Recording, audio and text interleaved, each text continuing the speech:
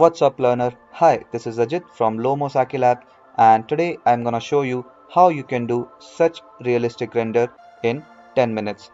You can see I started off with this. This is my render, a basic render from Skechup, and that's my final render.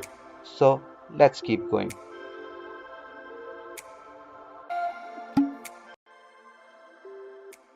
To start off with, this is my model. As you can see, I have modeled out from all four sides. Now what I'll do, I'll go to my Chrome and you can see here that I have looked out for some architectural render. Now out of this architectural render, you have to go and download those renders where you feel like you can add your building. So I have downloaded these two images, you can see. So over here you have two images which you can use, which you feel like you can just add your block over there and do the Photoshop. Now moving ahead, I'll go there and set my scene in such a way that I can overlay my render over those images. Now I'll go to my Vray asset editor, then I'll change the few of the setting for my render output and I'll just take a simple render here. Now you can see that's basically my Vray asset editor. I'll go there and on my setting option I can go to my render output and I can change it to, let's say, 2400, and I'll turn on my save frame just to see if that entire thing is getting captured, and on very high quality I can go and get my render. So I'll click on render with Vray. Now this will start rendering. Meanwhile I'll go and start my post-production on Photoshop. So let's get going. Now you can already see my basic render is done. So before I take this to Photoshop, I'll just open my color correction. I'll go to my exposure. I'll fix the exposure value a bit. I'll see if there is any color clamping. So my model is getting a bit burned, so I'll reduce my highlight burn option. So now I can see there is no burn on my image. I'll just adjust my contrast. I'll go to my hue and saturation and maybe I'll just saturate this a bit. Now I'll just go and save the image. So I'll save my current channel. I'll go and save it off exactly at the same place where I have saved my architectural render, which I have downloaded from Google. I'll name it as 1 and I'll save. Now you can close Vray here. I can close my Sketchup. Now moving ahead, I'll go to Photoshop where I have the render already open. Now I'll go and open my image over here as well. Before that, I'll make a copy of this layer. So I'll press Ctrl or Command J. So I've got a copy here. Now I'm gonna edit the layer 1 and I'll keep the background to show you how it works. Now I'll go to my layer 1 and I'll go to my clone stamp tool. So you can go to clone stamp tool. Now over here I'll go and see what kind of brush I'm using. So I'm using a soft brush.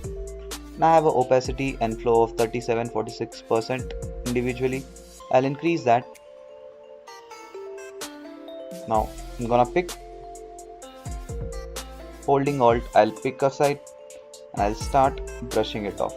You can see maybe I can just increase it for a while now at 100%.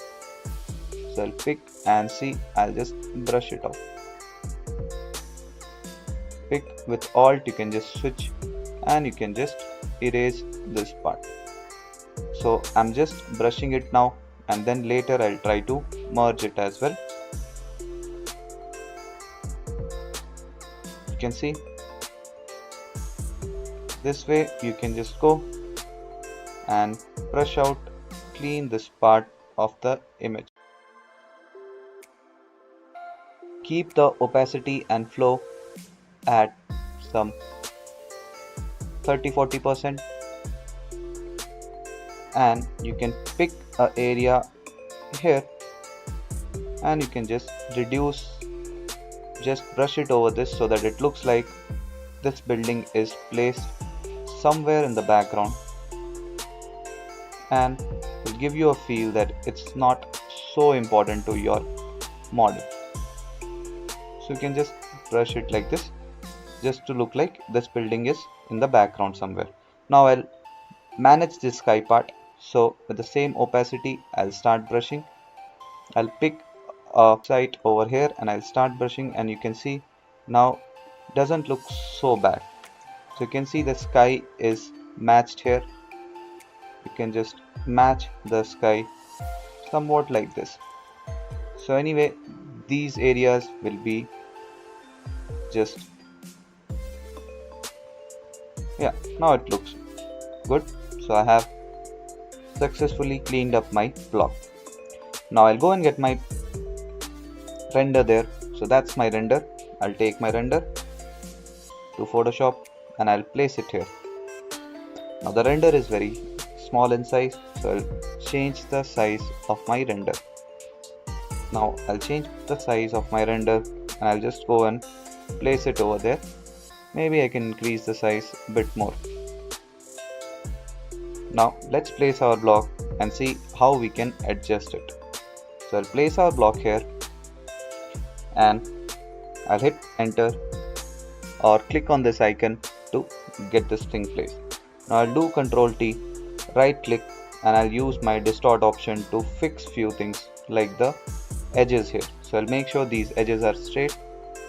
So you can see I'll just make sure so that it looks great. Now my model looks great, but the problem is it's basically very bright. So it looks overpowering here. So I'll go and reduce the opacity of this to some 80 or 90%. So I made it 80%. Just press 8 on your digital keyboard and it will automatically change. So there is a shortcut to reduce the opacity. If you press 1, it will be 10, 2 for 20, 3 for 30, 4 for 40, 5 for 50, same way 8 for 80, 9 for 90 and 0 for 100. Now this looks fine. If you feel like you can make it 70 as well. So now it's fine.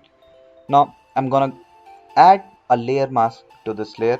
So I'll go and add a layer mask by clicking here. I'll add a layer mask to this layer and then I'll go and start brushing here.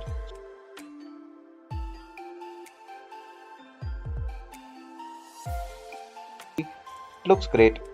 This is perfect for me. Now I can just go and add on more detailings to this model. How can I add that? So I'll just go there and try to add few humans and few trees around this. So I'll take this tree and I'll go and place it here. So I'll just add this tree here. I can go and reduce the opacity of this tree as well. I'll make it 80. I'll go there and add on some extra feature here. So I'll take this. So these are from some of my old renders. You guys can see I can reduce the opacity for this as well, some 70. I can go there and add on some birds here. So I'll take this, so right click and select the birds and I'll place my birds over there. You can go and reduce the size of the bird. So I'll just change this and the birds look small now and I can place the bird somewhere here. You can reduce the opacity for birds as well. Now I'll go there and add some humans over here. So I'll go to my file and see I have some amazing human collection here. You guys can go and download some PNG of humans from online source. Now I'll get my humans here. You can see I'll get my humans. Now you can just go and break these humans in different layers. So I have already broken them, you can see. So I'll turn off and I have got my humans here. So I'll turn on these layers. So they are those same humans. I just have segregated them and placed them, reduce their size and reduce their opacity likewise, so that it looks like they are at different level. So these are all my humans. Now moving ahead, let's go and add some birds to make it look more realistic. So I have a collection of bird here.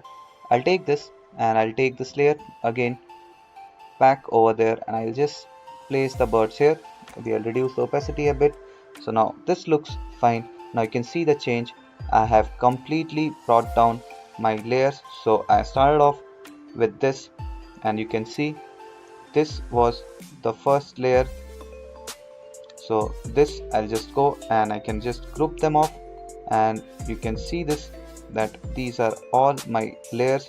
And if I turn off all this thing, you can see, so you started off with this and now you are somewhere over here. So I'll turn on all these layers of mine, back again. So this is basically my new render right now. I'll go and save this render. So I'll just save this render. So I'm gonna save this, and I have an external render. I'll save this. Yes. Okay. Now moving ahead, you can see I'll go there and look out for Nik Collection. So I have a Nik Collection over here, which you guys can use for your photo editing. So it has some cool filters that you guys can add for your post production. Now I have already installed Nik Collection over here, so we can see, can go there and we can add the Nik Collection filters. Now you can see that's my saved JPG. I'll go unlock this layer and I'll go to my filter and Nik Collection Color Flex Pro 4, and I'll add few Nik Collection filters here. So you have some amazing filter. I'll stick with architectural filters here. I'll take my white neutralizer and I'll just neutralize this entire image. Now this looks fine to me. I'll just go and click on add filter. I'll go to my sunlight. Now you can see, you can set the sunlight and you can set the saturation value. You can add the filter. You can look for some other effects like your sky filter. So you can take the sky filter as well, or you can take color contrast and or pro contrast, and you can add them as per your preference. I'll just add the filter here. Now it will take some time to get applied. So that's basically my filter. Now saving image. Now that's basically my image. You can see I can go and save this, and I can just save this as a JPEG and final render, external final render final, and I'll save and replace this. Now this is my render.